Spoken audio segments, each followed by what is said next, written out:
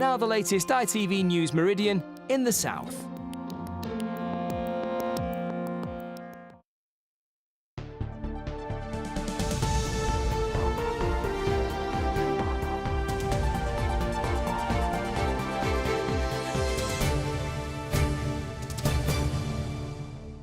Good evening and welcome to ITV News Meridian. Tonight's headlines, where you are.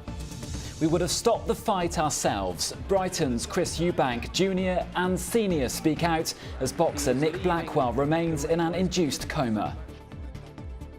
And there's another point in the fight where I said to him specifically, stay away from his head. But the cameras didn't pick that up. From Germany to Salisbury Plain, how the South is preparing for new residents as thousands of army families relocate here. The Battle of Jutland, remembering the sailors of the First World War, 100 years on. And Who's Leading Who? A novel way of keeping fit with the help of our four-legged friends.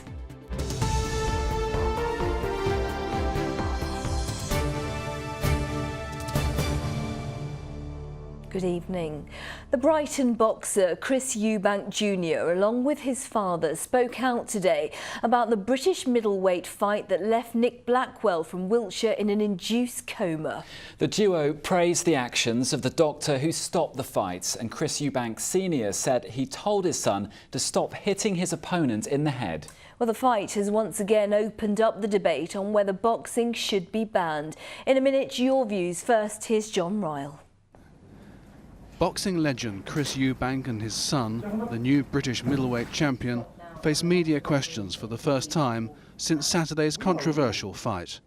The news conference started with this pledge. No celebration by my family, Team Eubank, has happened and will not happen until Nick makes a full recovery. I mean a full recovery.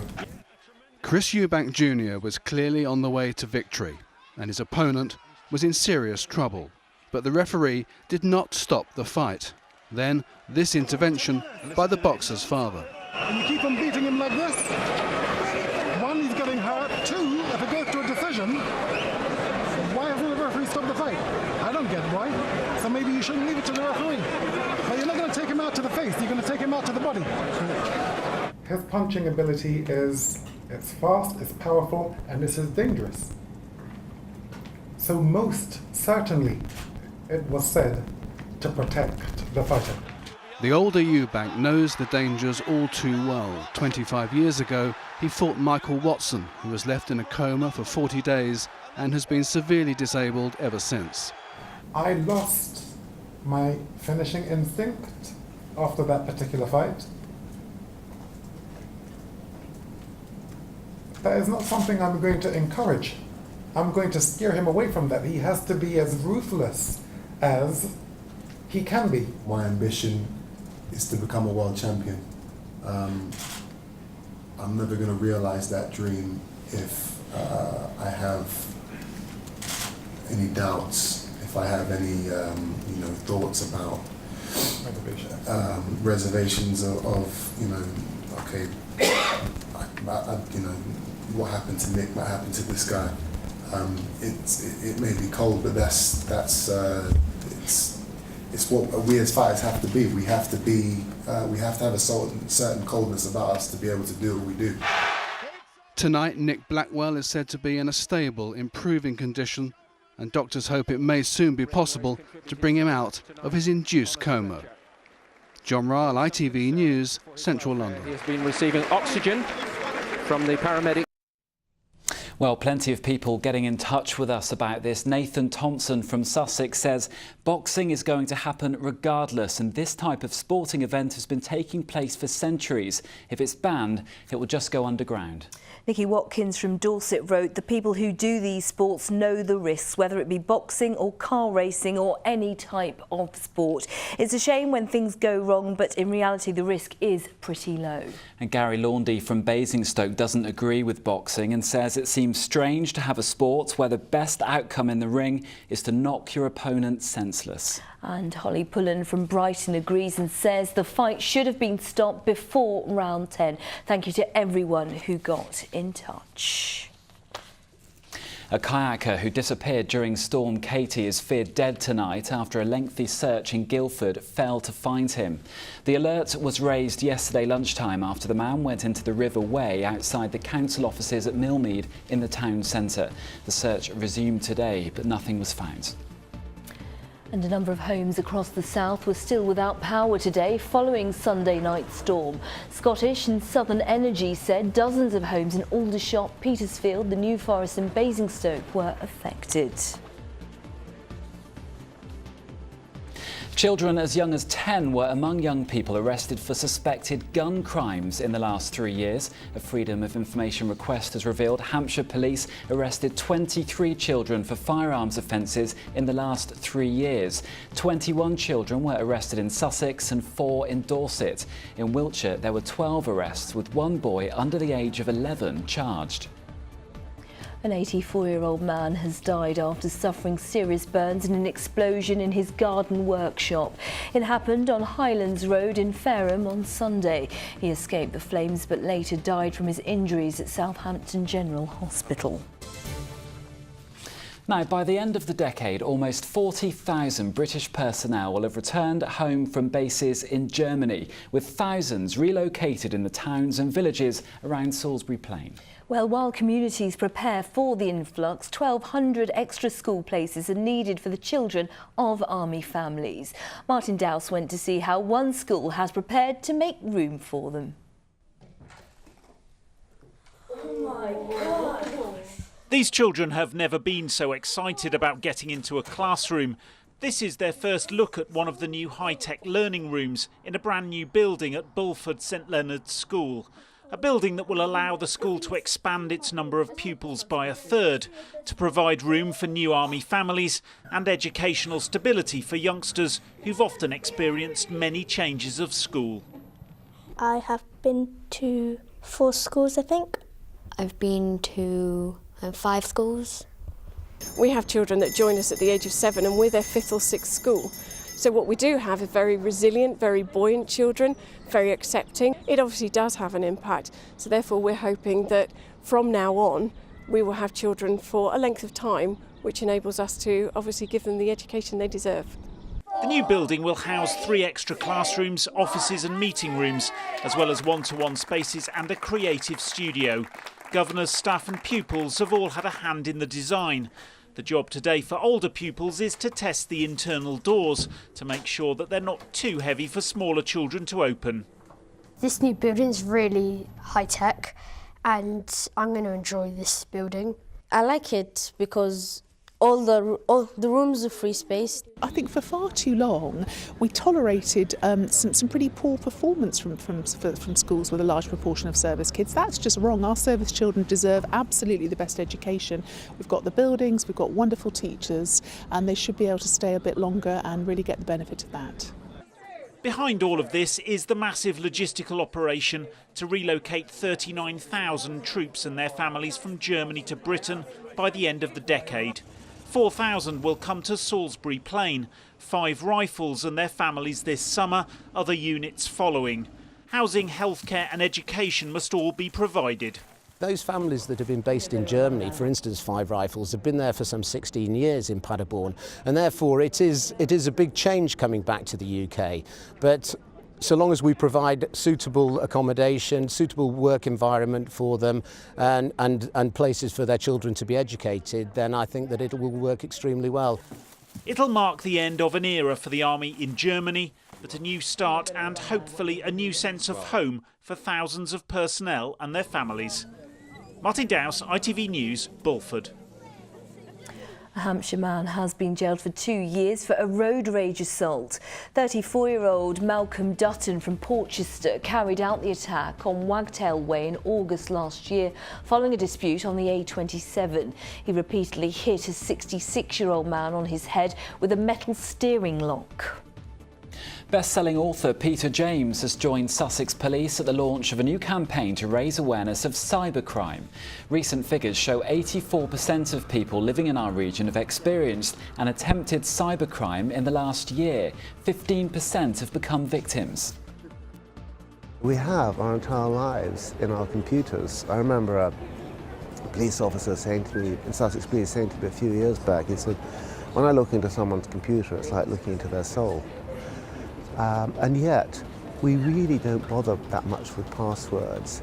There's an awful lot that people can do to protect themselves in the first instance around cybercrime. It's around having up-to-date software in place. And it's about preventing all of the attacks in the first instance. So many of these attacks are preventable by sensible measures online. You're watching ITV News here in the Meridian region. Coming up, why you may have been barking up the wrong tree by going to the gym. How your dog can do you a big favour.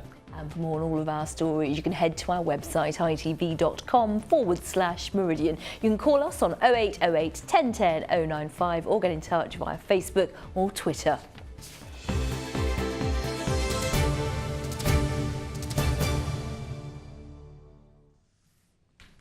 She became known as the Angel of Mostar for helping to save hundreds of people, mainly children, from war-torn Bosnia in the 1990s. Well, now Sally Becker from Brighton has just returned from a trip to Iraq, where she met orphan children who are fending for themselves in refugee camps. She's now calling on the British government to step in and help. Our reporter Charlotte Wilkins explains. These are just some of the hundreds of Yazidi children who have been left orphaned and alone after Islamic State militants invaded their homeland and killed their parents. They are staying in refugee camps alongside thousands of others. Many have been here for the last 18 months. Most of the people in the camps are traumatised for one reason or the other. They've all escaped, those that are there, from ISIS, either from Syria or Iraq, and some of them have horrendous stories to tell which I would never repeat because it's bad enough I've got those images on my mind and, you know, they give me nightmares. But they did terrible things to them and they're living in the aftermath of this in tents. No psychological support, no trauma therapy. It's really, really dire, the situation, and we should be helping. There are also many sick and injured children with life-threatening conditions which could easily be managed with proper medical care. There's a 12-year-old boy. He's in a wheelchair. He's had a compound fracture in his leg, and they tried to do skin grafts. He was 40 days in hospital. They then sent him back to the camp. The skin grafts failed, and he's got a raging infection in his bone. And chances are he could lose his leg. Then there's a baby who's got kidney failure and all kinds of different things, children with chronic illnesses, and they're just not getting the healthcare they need. In the 1990s, Sally Becker became known as the Angel of Mostar for her tireless aid work in war-torn Bosnia. The harrowing scenes she encountered there stayed with her, yet so too did her drive to help others. Sally is now appealing to the British government to provide a safe haven for these and hundreds of other vulnerable Yazidi children who are in desperate need of medical help. Charlotte Wilkins, ITV News, Brighton. There have been more serious near misses involving drones and planes at Gatwick and Heathrow. A report released by the Civil Aviation Authority said that in one case a drone was trying to film planes head-on as they came into land at Gatwick Airport last November. The drone operator was never traced. It also said pilots had reported 2 recent near misses at Heathrow. Millions of pounds of work was carried out on the region's railways over Easter despite the stormy weather. Network Rail has released this time-lapse footage of engineers on the main line through Sussex to London. More than 100 trees have been cleared that fell on lines yesterday. Now, when you think of the First World War, you think of the horror of the trenches. Yet one of the most decisive battles happened at sea off the coast of Denmark. Yes, Jutland lasted just 36 hours but claimed the lives of more than 6,000 British sailors. A new project aims to remember all of them as the 100th anniversary approaches. With more now, Richard Jones. Henry Allingham was our last living link with Jutland. He helped launch aircraft during the battle in May 1916. When he died at the age of 113 in 2009, the role of remembering passed to the relatives of those who fought, among them Alan Bush. He was 5 when his grandfather Athelstan died, and now cares for his extensive collection of memorabilia. I do have a memory of going over to the house and him standing in the doorway with my grandmother. I can picture him just ever so faintly. I can remember pictures on the wall. I can remember these shell cases by the fire, actually, with the fire irons in them. Alan is one of many people who've contributed to an interactive map launched by the National Museum of the Royal Navy to create a record of the thousands of men killed and wounded. We don't want to forget those sailors' stories, and the biggest thing about the map is that it's inspired people to search and browse, look for ships and memorials, and start telling the story of their forgotten relatives. The museum claims Jutland eclipses even Trafalgar as the greatest naval battle in history. It says it helped Britain win the First World War by neutralising the threat of the German Navy and effectively blockading Germany's ports. But its biggest effect was probably felt in naval cities like Portsmouth, home to many of those who took part. There are cases of sort of streets being affected with, numerous houses down the same street having somebody who had died. So it had a massive impact. Alan Bush's grandfather was one of those injured at Jutland. In his collection of papers is the telegram which informed the family that he'd been hurt. They didn't know where he was. They didn't know how injured he was. They didn't know anything. For years, the Navy's role in the First World War has been overshadowed by the terrible fighting that took place on land. But the 100th anniversary of Jutland will be remembered this May with events across the south. Richard Jones, ITV News. Time for the sport now with Sarah, and the push for promotion continues. It certainly does, Sangeeta. Yes, thank you. Well, the international break meant no games for our Premier League or Championship sides. Full fixtures, though, in Leagues 1 and 2, although no game for Portsmouth yesterday because of a waterlogged pitch at Wimbledon. Their promotion rivals Oxford United came out of the weekend in second place, still well on track for automatic promotion, with Portsmouth in 6th place.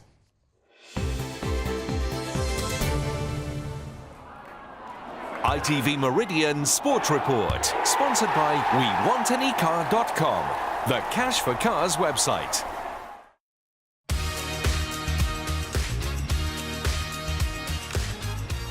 It was the Cambridge men who came out on top against Oxford on the River Thames this weekend. Yesterday, though, neither of the city's footballing sides could break the deadlock. Chris Maguire had one of the U's best chances, and Cambridge had this penalty appeal denied. Next up for Oxford, Barnsley at Wembley.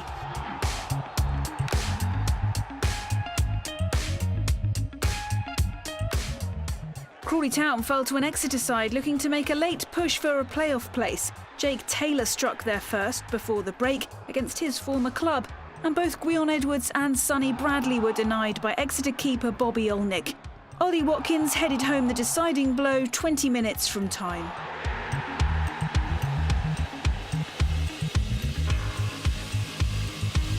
On to League One, and we'll spare Swindon Town fans all 6 of Scunthorpe's goals after a forgettable afternoon against a side unbeaten in 6. The rout meant Swindon had conceded 10 goals over the Easter weekend. They sit 9 points off the relegation zone.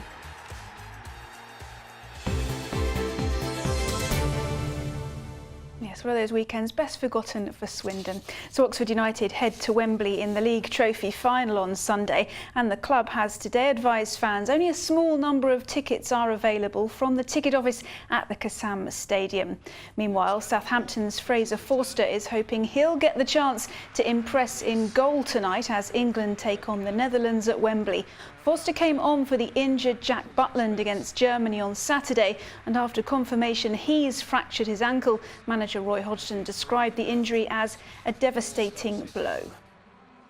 Many of our Weymouth-based sailors hoping to impress Olympic selectors are competing at the Palma Regatta this week, and the Finn fleet enjoyed a perfect start with ideal conditions, helping Giles Scott win the second race and take the lead overnight. Finally, don't forget you can watch all the action from Wembley tonight. England against the Netherlands here on ITV. Coverage starts at 7:30. And we've got to say it, come on England. We have indeed, well done. Thank you very much. Now, if you've got a dog like me, the chances are you get a fair bit of exercise, but a sport called canicross is taking it to the next level. Yeah, Luke's dog would not like this because think extreme dog walking, or rather dog running, heading off-road and cross-country while your dog pulls you through the mud. Well, clubs are springing up right across our region, so we sent Claire McGlasson to find out more. All shapes and all sizes, different breeds, different species. But once a week they come together to run as a pack.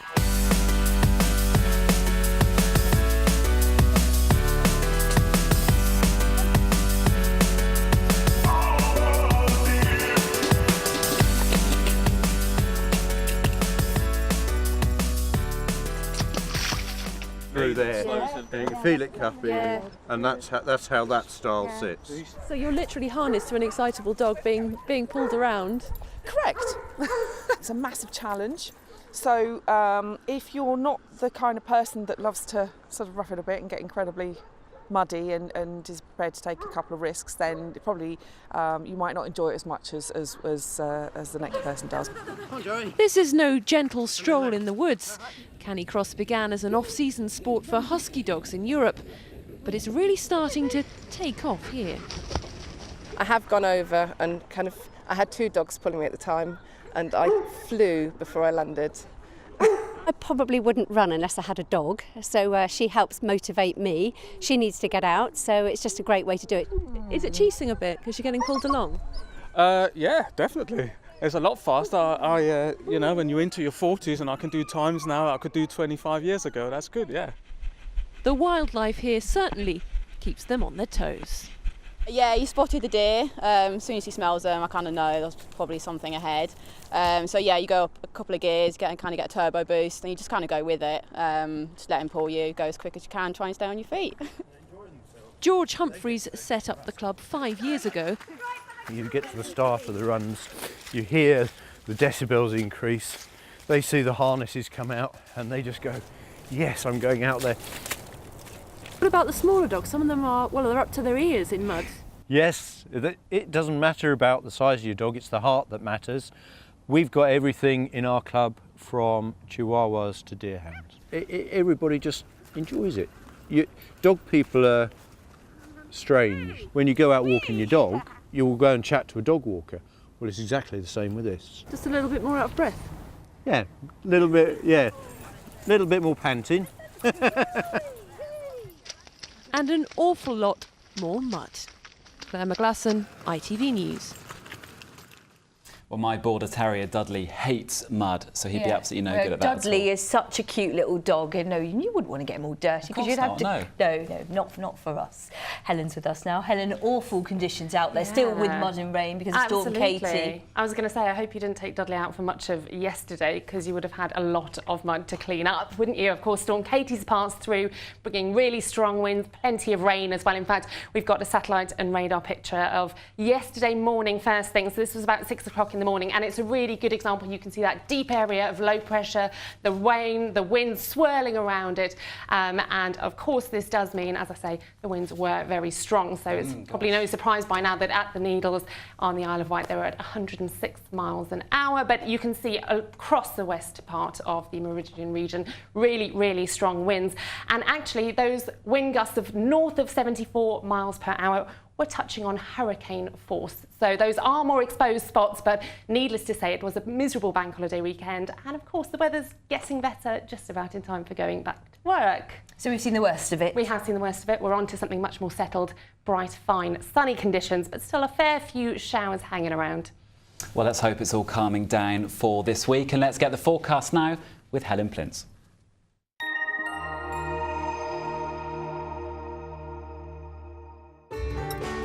From blizzards to pool, driving through Europe. Eurotunnel the Shuttle sponsors ITV Meridian weather. So a much brighter view of the Needles today, this gorgeous photo taken by Michael Angus. And over the coming days, well, plenty more spring sunshine to be had. Equally, the short, sharp showers will never be too far away, but lighter winds for the most part as well. But as they run the sequence on, you'll see what's heading towards us, those successive showers being thrown in, especially to coastal spots over the next 24 hours. So overnight tonight, then, they will linger for a time, as I say, but elsewhere, a couple of clear spells allowing temperatures to take a nosedive. It'll be yet another chilly one, but mostly out of the zone of any frost first thing tomorrow morning. And it's really not a bad start to the day at all. Plenty of spring sunshine to enjoy, fine for many of us. Once again, those nagging showers just cropping up in coastal spots, but into the afternoon they'll continue to track inland, so likely to turn a little bit more to hail at times. The odd rumble of thunder can't be ruled out, but lots of us getting away with a fair amount of dry weather. Now, quick look at tomorrow's high tide times. And in Portland, we're looking at 11:05 in the morning and again at 11:20 at night. See you soon. Eurotunnel the Shuttle sponsors ITV Meridian weather.